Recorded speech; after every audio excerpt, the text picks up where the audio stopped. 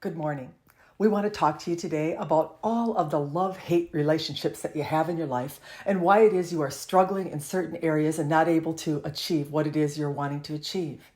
If you look at the relationships that you have in love, in admiration, in the ones that you are in with your partner, you would agree that once in a while there is a little bit of an upset or an argument or something that will occur that will be what you would deem as not love. We could go as far as to say, we hate to use the word, but we are going to use it anyway because we want to be dramatic, so we make this point to you, that sometimes you feel like you just hate the way that they're behaving, or you hate something that is happening in your life, and so now you are somewhat disconnecting yourself from your natural state, which is the state of love. We want to use these two analogies, love and hate, because you can feel the big difference between the two when we put it to you in these terms, you see. Many of you have jobs that you are struggling in, or money issues that you have, or health issues that you have, and some of you problems in your relationships. And we want you to look at it as these love-hate relationships, because this is what is really happening. You come from the full source of love. And when you're in alignment to that source, then everything that you're wanting lines up with you, you see. But when you're in contradiction of that love, when you're adding doubt, when you're adding worry, when you're constantly ping-ponging back and forth, being in love state, and we call it the hate state, because it's not love, it's the opposite of it when you do this. We want you to really get this analogy or this understanding that you're never going to achieve what you want to achieve when you're constantly looking at form and deciding that you hate it, or that it isn't what you want, or you're disappointed in it, you see. We didn't say that you wouldn't experience times where this would occur, or that you wouldn't have times in your life when you would be disappointed with the form that's being presented to you. But just like in your relationships, you bounce back very quickly and you get off of that focus point that you are on, that you are looking at in form that you're not liking, and you can recover that love state, and you can begin to draw to yourself what it is you're wanting. Many of you do this in your relationships. You'll have your little spats, your little disagreements, but then you'll look at the one in love and you will decide to return or to rise back into alignment with them, you see. Did they become perfect? Did the form change to exactly what you want it to? It's the same form that you're looking at, but you have decided to change the view of it, you see. We want you to do this in your work. We want you to do it in regard to your money. We want you to do it in regard to your health. We want you to do it in regard to everything. When you look at something in form that is not returning to you what you want to see, you have to conform the way that you're looking at it, just like you do when you get into an argument. Get over it as quickly as you can and return back to that focus of expectation, of admiration, of gratitude, of what it is you're wanting. We have told you before that you're on a contrasting plane and that that's not going to change. And it's really difficult when you're looking at form, when you see something that has manifested itself in a way that you're not really appreciating or wanting. It's very difficult to take your attention off of that. But we want you to know that it is the attention that you are putting on it that is maintaining the form. You see, that's what maintains your relationships.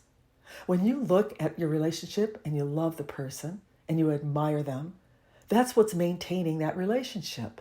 If you continue to look at everything that was wrong with them in form, the way that they acted, the way that they chewed their food in the morning, the way that they did this, they did that, they did the other, that's not love. And that form would begin to change. And what you are viewing would be something that you're not wanting to be a part of, you see.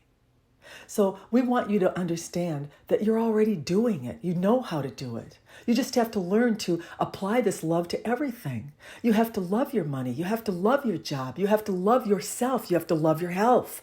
If you're looking at it in any other way, then the form is not going to reveal to you what you're wanting to see.